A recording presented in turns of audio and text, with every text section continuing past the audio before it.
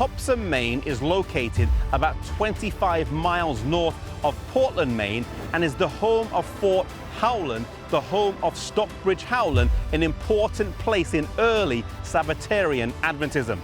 This town would have had a population of around 2,000 in the 1840s, and the principal industry would have been the mill factories along the Androscoggin River.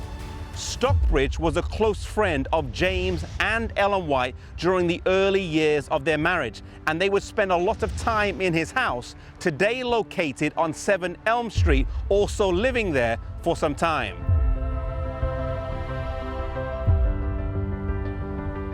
Joseph Bates had recently published a tract that linked the Sabbath with the sanctuary based on Revelation 11 verse 19, marking a progression in the development of this doctrine. It was shortly after this, in April of 1847, when in this house behind me, Ellen White had her Sabbath halo vision. She saw the 10 Commandments of God inside the Ark of the Covenant with a special halo of light around them. This marked the Sabbath as being present truth, for they saw Jesus before the ark in the most holy place. Shortly after this, James White published a tract that crystallized the views of the founders of Adventism, entitled A Word to the Little Flock. In October of 1847, the Howlands invited the Whites to move in with them, and they moved into the upstairs floor of the house. James White got a job nearby hauling stone for the railroads, as well as cutting wood for 50 cents a day. This was barely enough to live on, but he would still use much of the money to publish tracts to share with people. The sacrifice of these early pioneers is remarkable, considering the poverty that they were living in. Topsom, Maine is also the location of one of the 6 Sabbath conferences of 1848 in the Howland home.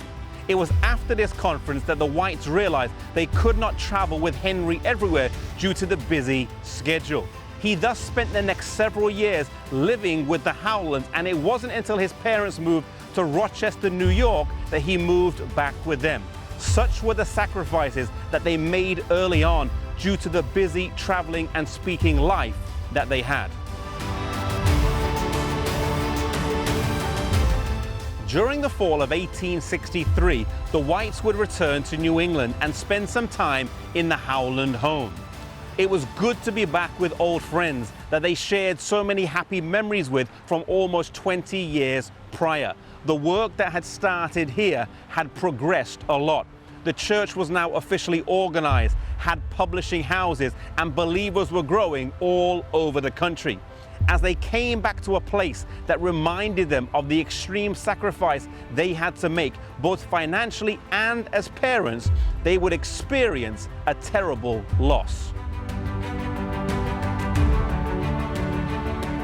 Henry was assisting in the completion of the 1863 prophetic chart by gluing them onto the cloth back, when in the process of doing this, he contracted a cold which turned into pneumonia, resulting in a sudden death. This was a terrible shock and caused deep sadness for the whole family. His funeral was held just down the road in the Baptist church here, but his final resting place would be in Battle Creek.